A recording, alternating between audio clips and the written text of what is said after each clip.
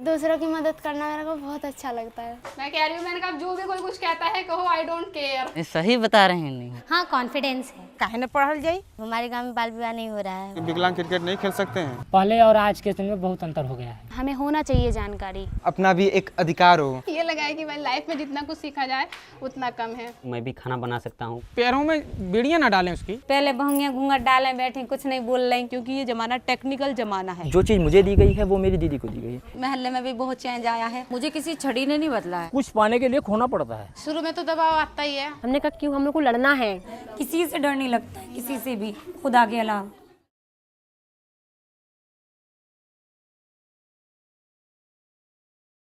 जब हम लोग मातृ स्वास्थ्य पे काम कर रहे थे पिछले 5 सालों से और प्रजनन स्वास्थ्य पे काम कर रहे थे, तो हमें लग रहा था कि जब महिलाओं की उम्र 25 या 35 है तो इस समय काफ़ी देर हो चुका होता है और उन्हें अपनी किशोरावस्था में ही अपनी प्रजनन स्वास्थ्य के बारे में काफ़ी अगर जानकारी मिला होता, यदि वो जागरूक हुए होते, तो उन्हें काफ़ी अपने अधिकारों को मिलने में सुविधा होती।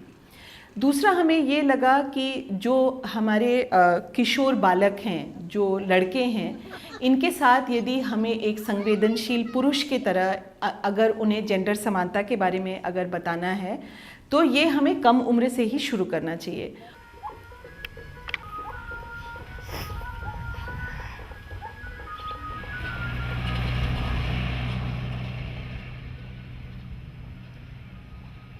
उत्तर प्रदेश में करीब 66 मिलियन जो है यूथ है और ये टोटल पॉपुलेशन का यूपी के करीब 1/3 हिस्सा है। और इस 1/3 हिस्सा में युवाओं की विभिन्न प्रकार की विविधताएं हैं, जैसे कि कुछ युवा शहरी क्षेत्र से हैं, कुछ ग्रामीण क्षेत्र से हैं, कुछ स्कूल जाने वाले हैं, स्कूल ना जाने वाले हैं, अविवाहित हैं, विवाहित हैं, सड़कों पर रहने वाले हैं और कुछ जो हैं पेशेवर हैं जो काम करते हैं। तो इस तरह की विविधताओं युवाओं की विविधताएं हैं और उनकी जो आवश्यकताएं भी हैं उन्हीं विविधताओं को देखते हुए अलग अलग हैं।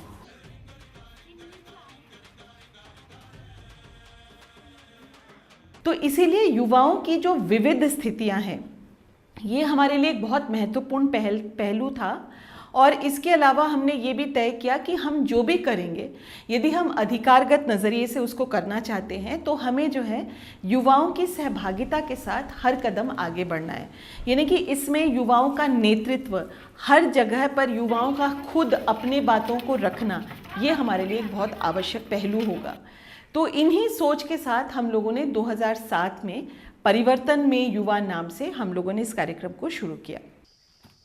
राहुल का नाम लिखा। परिवर्तन में युवा के सदस्य और पीएचडी की बैठक में आप सभी का स्वागत है। तो फिर हम चलते हैं अपने मुद्दे की ओर। तो हमारा 2 मुद्दा है। कौन कौन है? जिनकी जल्द शादी हो गई है, जिनके स्वास्थ्य पर कोई ध्यान नहीं दिया गया, जिनकी शिक्षा को नज़रअंदाज किया गया, जिनके रोजगार के लिए उनको तैयार नहीं किया गया, कैसा भविष्य होगा हमारा। इस उत्तर प्रदेश को लेकर हम लोगों ने काम करने के लिए सोचा और इसीलिए हमने नाम रखा परिवर्तन में युवा।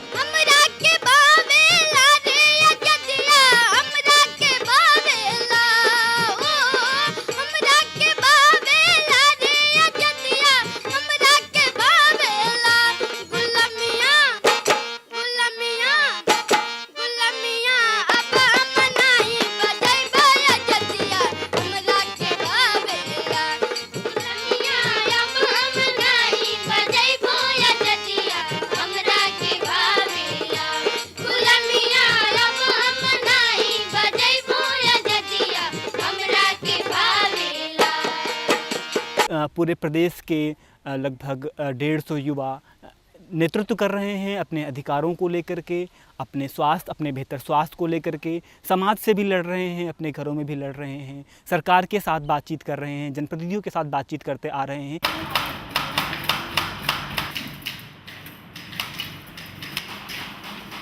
इससे जुड़ने के बाद फिर हम लोग यहाँ पे अनेकों कोर्स चलाए गए हैं, जैसे लड़कियाँ सिलाई सीखने लगीं और लड़कियों को कंप्यूटर सीखने का मौका भी दिया जाता है और यहाँ पे कोर्स चलाया जा रहा है वीडियो एडिटिंग का। तो उसमें लड़कियाँ काफ़ी भाग ले रही हैं और लड़के युवाओं में काफ़ी उत्साह है इसमें सीखने के लिए। युवा तरंग किताब मिलता है, ख्वाब और हकीकत की किताब मिलती है, यारी और दोस्ती की किताब मिली हुई है और जेंडर से संबंधित किताब मिली है।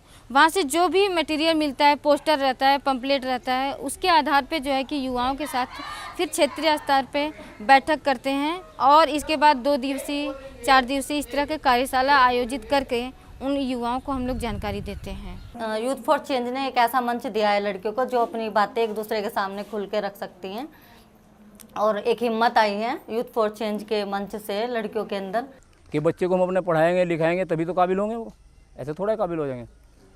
उन्हें अच्छे बुरे का तभी मालूम होगा।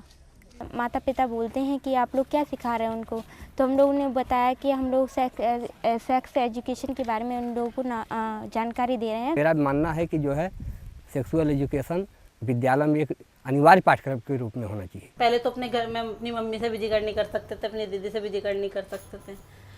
अब तो कोई लेडी डॉक्टर हो या जेंट्स डॉक्टर हो, हम साफ बोलते हैं कि हमें ये चीज़ें चाहिए अब यहाँ PSC की। तो एक कल्चर पैदा हुआ है और बातचीत का एक विषय, एक मुद्दा मिला है।